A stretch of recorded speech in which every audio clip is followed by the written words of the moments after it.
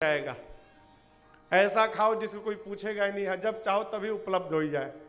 बाबा धतूरा भांग जो कोई नहीं पूछता, वो माला भी आंख का माला पहनते हैं।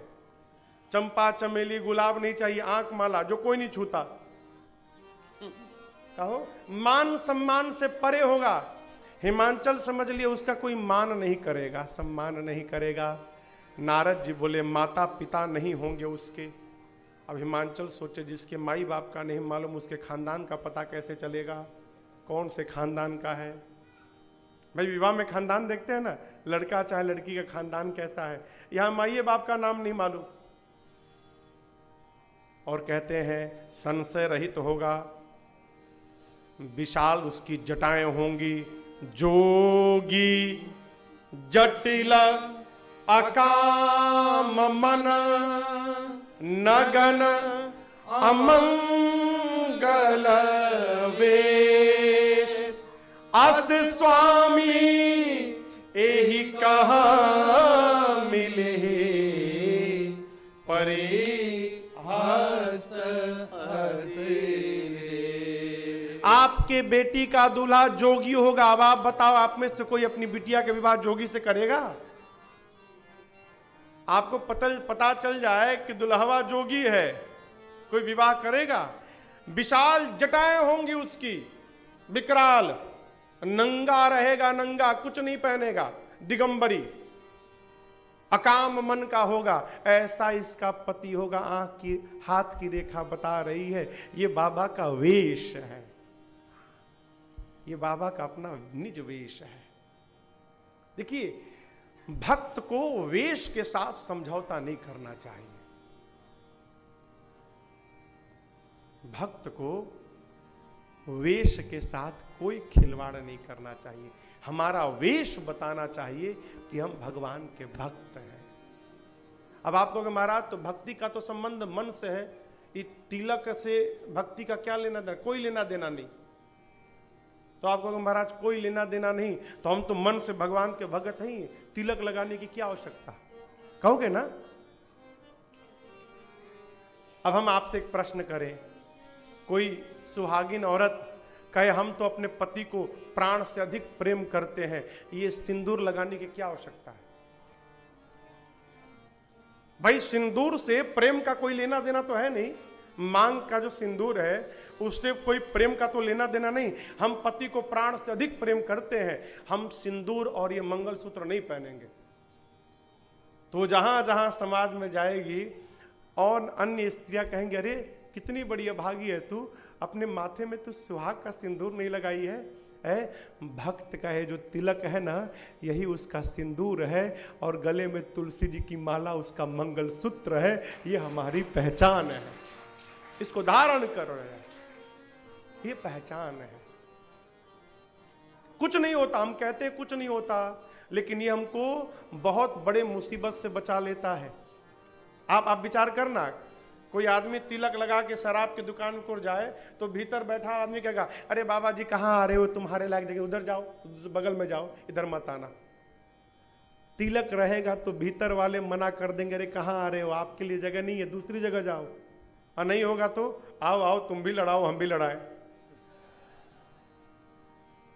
कहीं आप भोजन करने चले गए और दोनों तरह का वहां भोजन हो, तो यदि आप गलत से दूसरी तरफ चले जाएं तो लोग ही कहेंगे अरे आप कहाँ बाबा जी इधर आ रहे हैं, आप प्लेट लेके उधर जाइए, आपके लायक इधर नहीं है। क्यों? ये तिलक देखकर, ये स्वरूप है। और भक्त को स्वरूप के साथ कोई खिलवाड़ नहीं करना चाहिए। ये जो ललाट है ना, हमारा एक पद है, आपको सुनाऊं।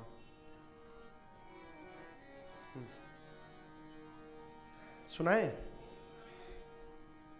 तन तन तर न सकेगा मूरख, प्राणी राम के बिना। तन तर न सकेगा मूरख, प्राणी राम।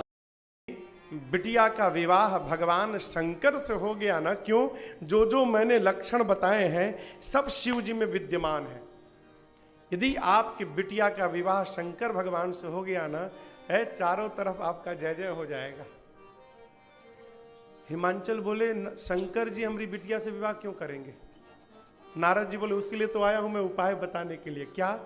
जो तप करे तुम्हारे जो तप करे तुम्हारे फिर भावे उमेटे सकहि त्रिपुरारी भावे उमेटे सकहि त्रिपुरारी यद्यपि परा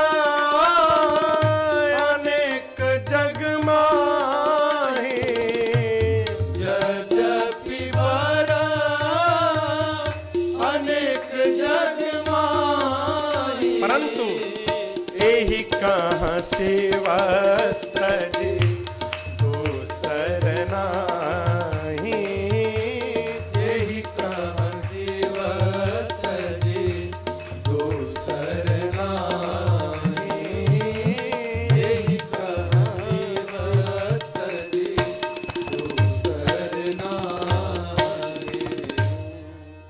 नारद जी कहे महाराज जो जो मैंने लक्षण बताए हैं वो सब शिव जी में विद्यमान है, और यदि आपकी बिटिया का विवाह शंकर जी से हो गया ना हो, चारों तरफ आपका जय जय हो जाएगा। आपकी बेटी यदि तप करेगी तो भगवान शिव उसको अवश्य वर्ण करेंगे। पार्वती मैया सुनी, माता पिता को प्रणाम करके और जाकर मां ने वन में कठोर तप किया। एक बात समझिएगा, जीवन में आराम से कुछ मिल जाता है ना तो उसका मोल नहीं होता। आराम से मिलना भी नहीं चाहिए जब तक रगड़ाई ना हो थोड़ी। पार्वती मैया जाकर कठोर तपस्या करती हैं।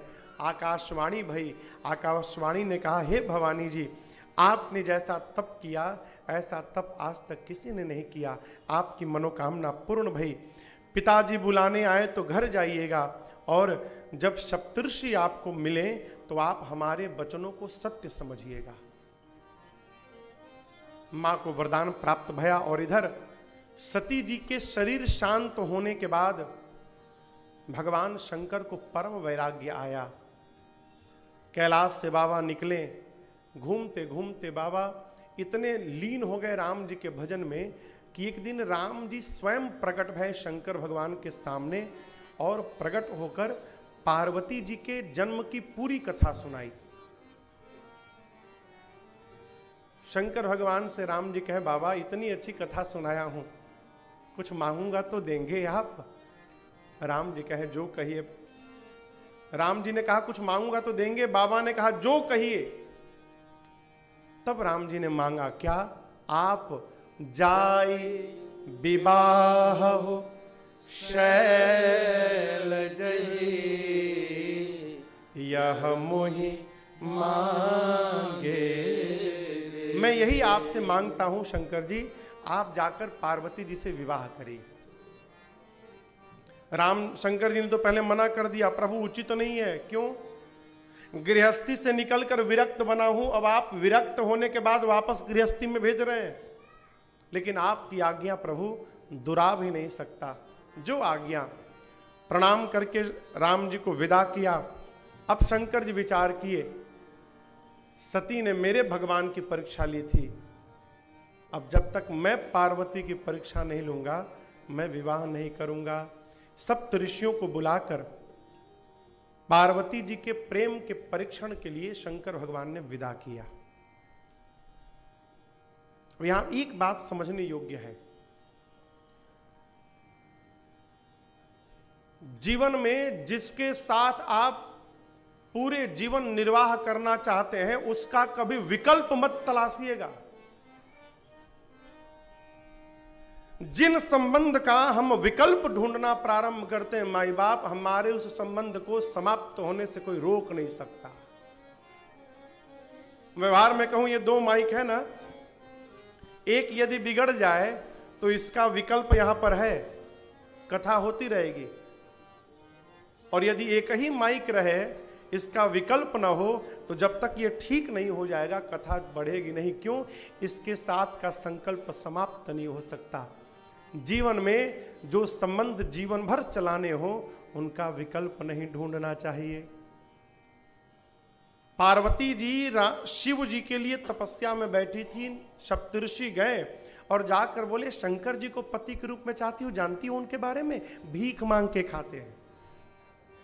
जो स्वयं भीख मांग के खाता है तुम्हारा पेट कहां